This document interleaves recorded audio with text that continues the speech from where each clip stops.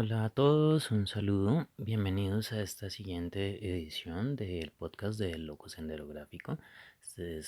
La edición número 2 de nuestra serie. Y me presento, mi nombre es Juan Telles. Para los que no me conocen, este episodio está siendo grabado el 26 de marzo a la 1:34 de la mañana desde la ciudad de Bogotá, Colombia. Entonces les cuento, en este episodio vamos a empezar a hablar de cuál es la relación que tiene la carta del loco del tarot de Marsella específicamente con la figura tradicional del bufón, que es uno de sus orígenes principales.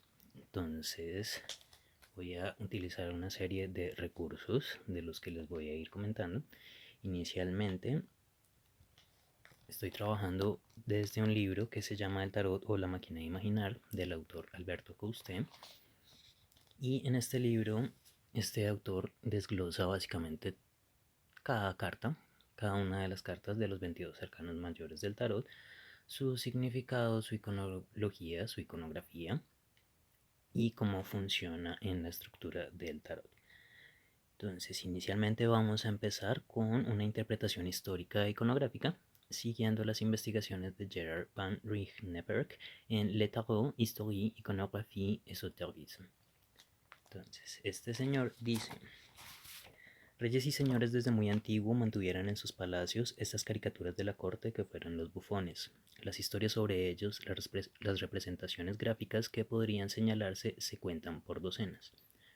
Pero la imagen de este arcano, un loco solitario que atraviesa los campos y es agredido por un animal, no ha sido representada jamás. Es propia del tarot y sin duda uno de sus aportes más originales desde el punto de vista iconográfico.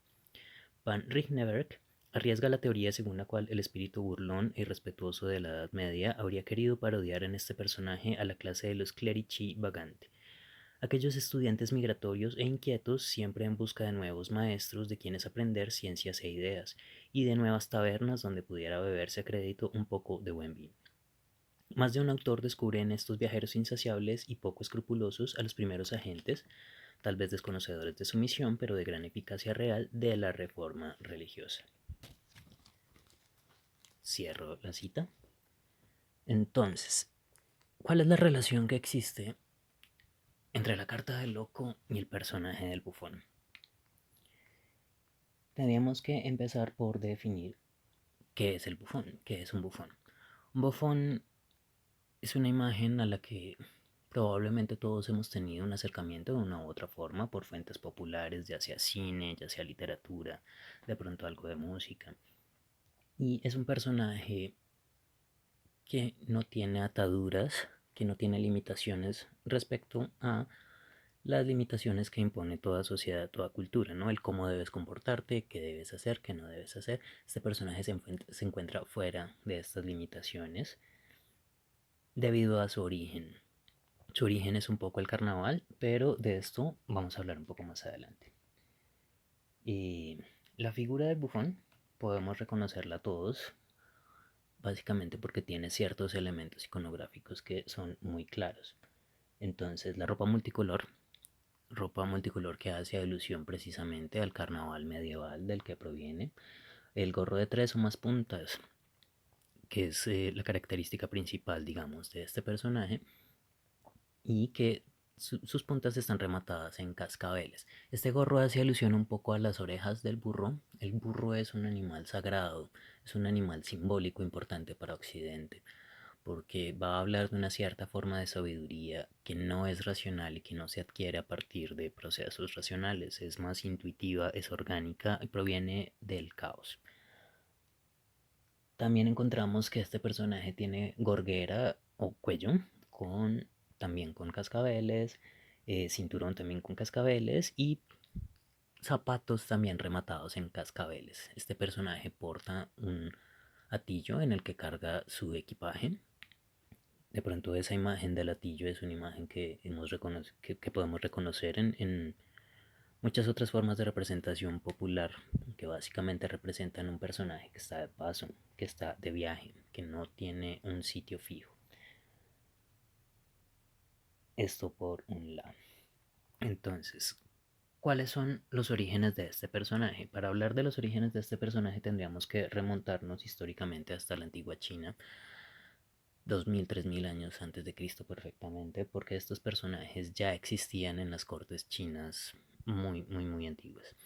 Existe una gran documentación al respecto. Y no necesariamente ya existía la imagen del bufón, pero sí era ya un personaje que tenía la capacidad de reírse, porque la risa es algo que va a caracterizar a nuestro personaje, el bufón. Entonces se reían de todo, se reían de sí mismo, se reían del poder, se reían de absolutamente todo y no era una risa peyorativa, no es que me río de ti porque eres menos que yo, es una risa que sana en cierta forma, porque iguala, no soy superior a ti, somos iguales, estamos todos en este mundo a la deriva. Entonces, ¿por qué no reírnos un poquito? ¿Por qué no afrontar las vicisitudes de la vida con jocosidad, cierto? Entonces, estos personajes se cree que dieron origen a lo que posteriormente sería el actor chino, el actor del drama chino. Y políticamente había un lío con estos personajes, precisamente como eran los que podían, los que se permitían decir las verdades de frente y reírse de ellas. A, a muchas personas en autoridad no les convenía este personaje, entonces en algún momento eh, en la dinastía Yuan específicamente, nos vamos a encontrar con que estos personajes son perseguidos y estigmatizados por el Estado imperial. Entonces es muy posible, hay una teoría que dice que la salida de estos personajes entre 1279 y 1368 de China dieran origen un poco a lo que conocemos como el bufón medieval occidental europeo, ¿cierto? Este personaje también lo podemos encontrar en muchas culturas alrededor del mundo, en la Roma antigua, en la India antigua, incluso en culturas indígenas americanas también encontramos personajes similares, no específicamente con la idea del bufón, pero sí con la idea del personaje que es capaz de reírse, que puede reírse de todo y que está exento de las limitaciones normales. Cuando si hacemos un repaso histórico, en el momento en que cae el Imperio Romano y se establece el cristianismo y se da inicio a lo que se conocería posteriormente, lo que conocemos nosotros como la Edad Media, ocurre una cosa cultural que es muy interesante. Todo lo que son las fiestas paganas, las religiones paganas, que llamamos paganas desde el cristianismo, uh, deben camuflarse porque no son aceptadas por una iglesia cristiana católica oficial y se camuflan bajo la forma de supersticiones o creencias populares. Entonces cuando entramos en la Edad Media resulta que nos encontramos con un mundo que está en cierta forma dividido. Podemos por un lado considerar el mundo feudal religioso de la Edad Media como un mundo muy estricto, muy cerrado, donde la risa no está permitida, donde todo es canónico, donde todo tiene una norma y una jerarquía.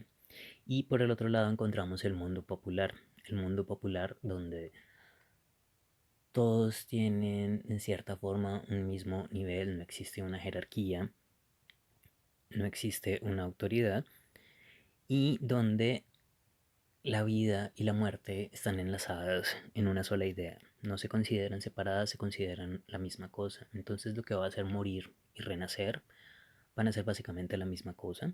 Y es un acto muy poderoso. El hecho de morirte para renacer, para continuar la vida, porque se entiende que la vida no se da de una sola forma, sino que tiene múltiples manifestaciones que son caóticas, que son amorfas, que no son simétricas como esperaría de pronto una cultura oficial, eh, permiten la vida precisamente, permiten la manifestación de la vida.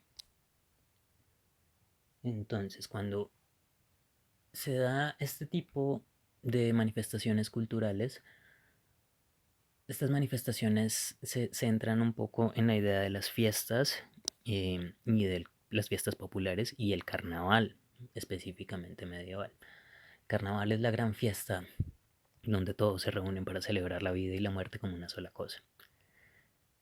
nos encontramos, por ejemplo, en este tipo de espacios que lo que presentemente consideramos de forma peyorativa como las sustancias escatológicas, llámese mierda, orina, vómito, lo que está en descomposición, básicamente, no es algo negativo. La descomposición y la muerte son necesarias para nutrir la tierra, para crear nueva vida. Entonces, los carnavales son básicamente una celebración de la vida y la muerte, de la vida que se da a través de la muerte, del renacimiento, ¿cierto? En estos espacios del carnaval vamos a encontrar muchos personajes distintos que son importantes. Vamos a encontrar a los juglares, vamos a encontrar a los trovadores, vamos a encontrar bardos, que son básicamente los que van a producir la música, las artes escénicas, las artes de espectáculo que se movían en el medio popular del carnaval.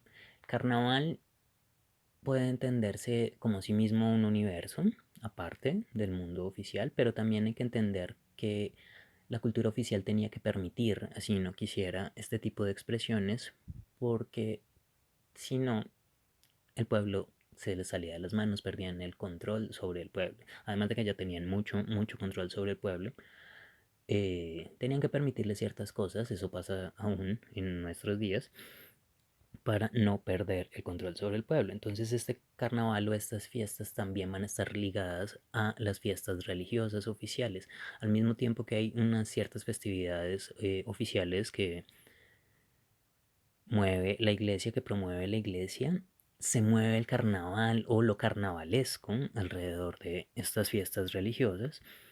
Y también encontramos fiestas específicas en la Edad Media en las que se va a ver reflejado todo este aire carnavalesco, como es la fiesta del burro, la fiesta de los tontos, entre muchas otras que trataremos en un capítulo posterior, en una edición posterior de este podcast. Entonces, el bufón originalmente surge allí, en el contexto popular. Llega un momento en que los señores feudales de las primeras etapas de la Edad Media, la Baja Edad Media, se van a dar cuenta de lo valioso que es este elemento del bufón y van a empezar a pagarles para que estén a su servicio específicamente. Ya no estamos hablando de un bufón de pueblo específicamente, sino un bufón que entra al servicio de un gran señor, un señor feudal, y entra con una figura doble en este mundo. Por un lado es el que introduce la risa en este ambiente cerrado, en este ambiente hermético, un poco, y permite que estos personajes jerárquicos de alta jerarquía puedan reírse de sí mismos y de lo que pasa. También actúan como consejeros, porque ¿qué pasa? Estos personajes no están sujetos a las normas que, a las que están sujetas todo el resto de personajes que pertenecen a la nobleza. No son parte de la nobleza porque provienen del ambiente popular, entonces no son una amenaza ante el poder, no son una amenaza ante el rey y, o ante el señor feudal, y de esta misma forma el señor puede confiar en el bufón para contarle sus secretos y para utilizarlo como consejero, como mensajero, entre otras funciones también.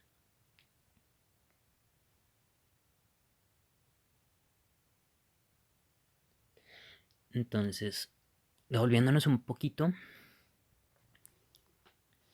ya dijimos que el bufón proviene de un origen popular, pero lo que no hemos dicho un poco es quiénes eran los personajes o las personas que representaban este papel del bufón. Existen dos corrientes para entender el bufón.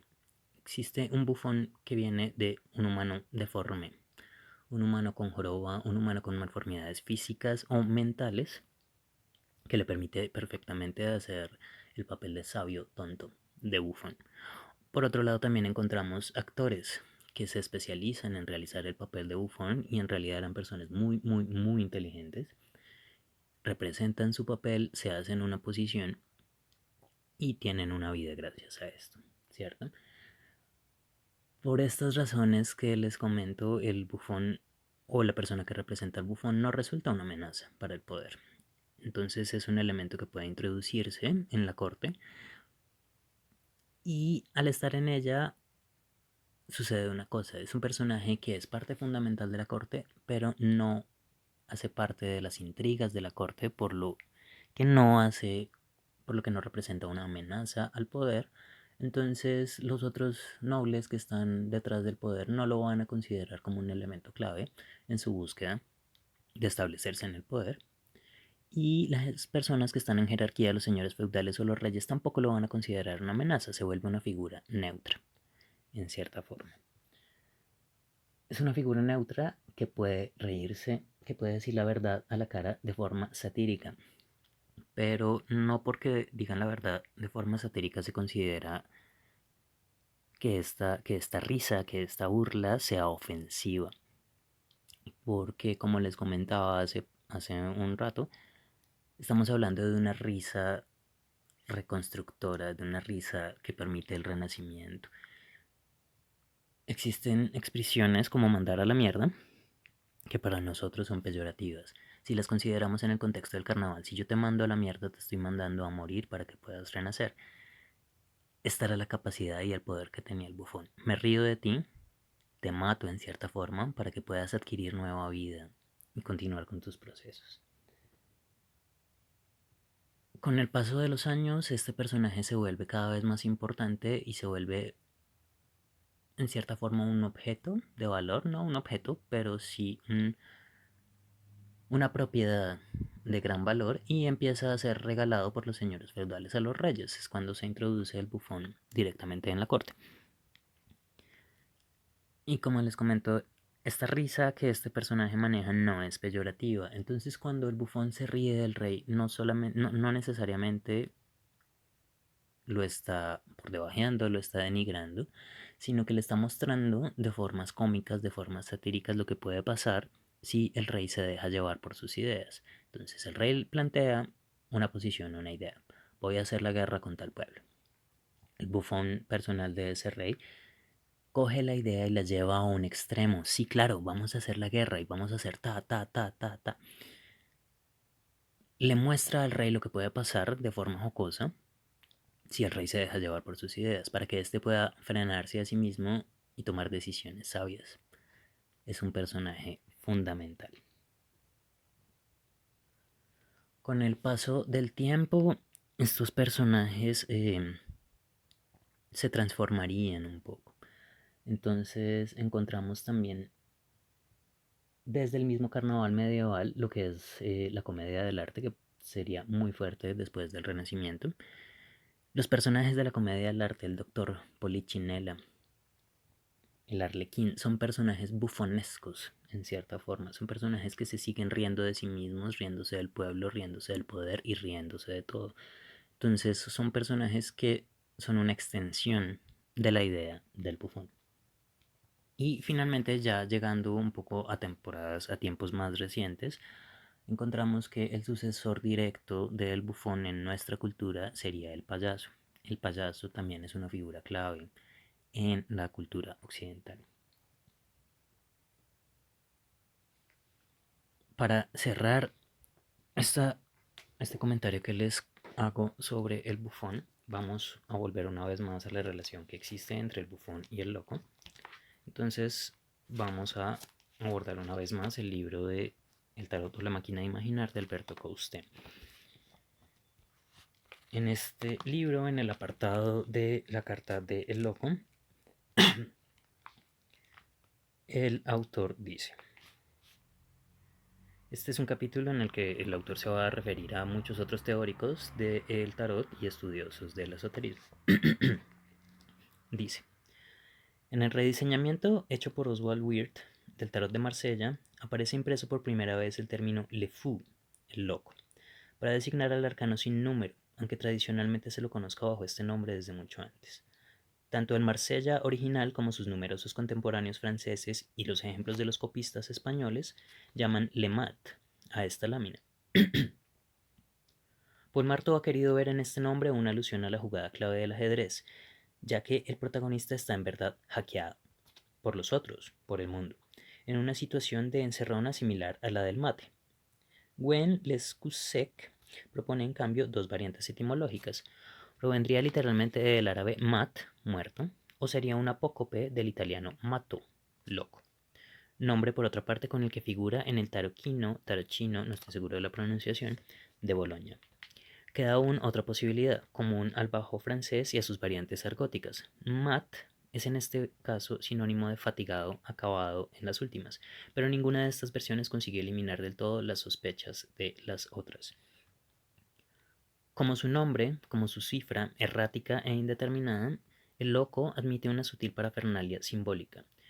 Wirth lo define como el que no cuenta, el inexistente, tanto en el plano moral como intelectual, ya que no se pertenece a sí mismo, sino que es poseído por las circunstancias y el entorno. Esclavo de su marcha insensata, no sabe de dónde va ni a dónde viene, no sabe de dónde viene ni a dónde va, pero le reconoce también una extrema importancia cosmogónica, ya que representaría el concepto que los caldeos formalizaban en Apsu, el Dios antes de Dios, el creador sin creación, condenado a la esencia indeterminada por haberse negado a salir del caos, por haber tenido miedo al dolor de crear. En este sentido lo asocia con lo incognoscible, lo absurdo, lo irracional, al mismo tiempo que con el nirvana y con la nada. Ouspensky le asigna el valor de carta totalizadora, que contiene en sí la suma simbólica de los 56 arcanos menores, las series, los números, las figuras. Esta es sin duda una brillante metáfora del caos donde la realidad está ya prefigurada, pero el verbo que le dará sentido permanece ausente. Para Sir Lot, la carencia de cifra indica que el loco se halla al margen de todo orden o sistema, como el centro en la rueda de las transformaciones se halla fuera de la movilidad del devenir y del cambio. Y destaca que ninguna lectura simbólica permite afirmar que el personaje esté irremediablemente condenado. Antes bien aparece animado por un dinamismo que tiende a equilibrar su aparente sinrazón. Según Schneider, el loco y el bufón están relacionados estrechamente como personajes míticos y legendarios, y para Fraser, ambos tienen el carácter de víctima de sustitución en los sacrificios humanos rituales. Extendiendo este concepto se descubre asimismo su papel de chivo expiatorio grupal, función que el psicoanálisis ha difundido claramente en el estudio de microsociedades. Puede agregarse que su asimilación bufónica no estaría completa si no se piensa que el bufón es, en definitiva, la contrafigura del rey, su negativo, su versión nocturna y fundamentalmente su mala conciencia. Reconocido como el precursor del Joker o comodín, por su disponibilidad, este ubicuo personaje, atormentado por las dudas, errático y vacilante, desconocedor de su esencia y a merced del destino, goza de una rara unanimidad entre los especialistas del tarot. Todos ellos lo identifican con el consultante. Cierro la cita. Este personaje, esta carta del loco, va a ser un puente entre mundos. Cuando hablamos de la estructura del tarot, siempre vamos a hablar de los arcanos menores, que son las series de números y de elementos, y los arcanos mayores, que van a representar un poco arquetipos universales en un sentido junguiano, si quiere entenderse desde la psicología. Este personaje está entre el mundo de lo cotidiano y el mundo de lo arquetípico. Es un mensajero en cierta forma. Entonces, cuando hablamos del loco, vamos a referirnos, como ya hemos visto, al bufón en una gran medida, pero también vamos a referirnos a los espíritus o deidades trickster, de esto hablaremos más adelante, y también vamos a referirnos a los personajes errantes de la Edad Media, de los cuales ya hicimos mención con los clerici vacante. De esto también hablaremos en ediciones posteriores del podcast. Por lo pronto, si están interesados en ahondar más en este tema del bufón y el carnaval y la relación del carnaval y la cultura popular con el tarot, pueden remitirse al libro de Michael Bakhtin de El Carnaval. No tengo exactamente el nombre en este momento, pero se los quedaré debiendo, se los daré en la próxima edición. Básicamente en este libro Michael Bakhtin hace una recopilación de estudios acerca de la literatura que se genera en el Renacimiento y que recoge las tradiciones populares, específicamente la literatura de Rabelais. Entonces, si están interesados, pueden investigar a este autor o pueden también irse directamente a Rabelais. También podemos hablar del elogio de la locura de Erasmo de Rotterdam, porque estamos hablando de un tonto sabio. Existe un culto muy fuerte en la Edad Media a la sabiduría de los tontos, a la sabiduría del burro. Y nos remitimos específicamente de nuevo al personaje del bufón. La sabiduría que puede tener este personaje aparentemente ingenuo, que en realidad está más conectado con el mundo, con los ciclos de vida, renacimiento, muerte, que muchos otros personajes. Entonces, por ahora, no les voy a decir nada más porque sí, porque seguiremos hablando del bufón básicamente mientras estemos mirando la carta del loco y vamos a seguir mirando la carta del loco en las siguientes ediciones del podcast. Respecto, ya pasando a otro tema, respecto a las cosas que están pasando en este momento con la pandemia que estamos atravesando en este mundo, podemos entender que en cierta forma nosotros somos los locos, estamos a la deriva respecto a las cosas que están pasando. Y es un estar a la deriva que construye vida, porque estamos en un momento crucial para nuestras civilizaciones, estamos en un momento en que podemos replantear qué tan útiles o no han sido las formas en las que hemos planteado nuestras culturas. La forma en la que nuestra cultura se relaciona con el mundo en que habita, se ha separado mucho el ser humano racional de la naturaleza, del caos de la naturaleza, del caos primigenio. Este proyecto un poco nos invita a volver a reconocer que somos parte de ese caos, que somos parte del todo, del dinamismo de la vida, del renacer, del morir. Entonces, por lo pronto no es más.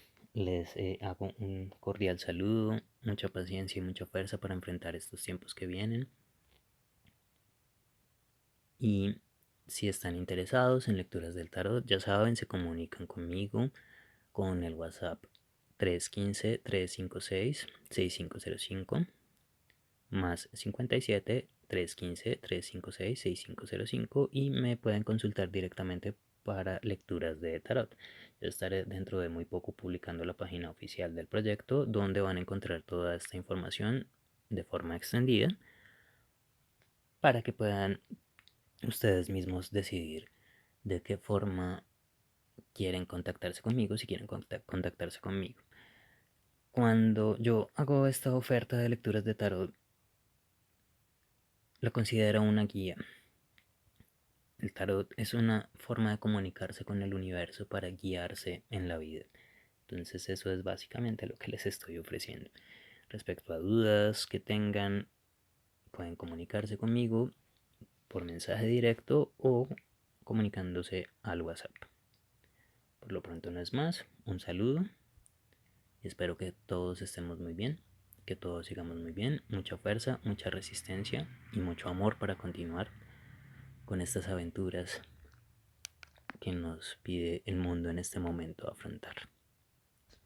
Gracias por escucharme y nos veremos en una próxima ocasión.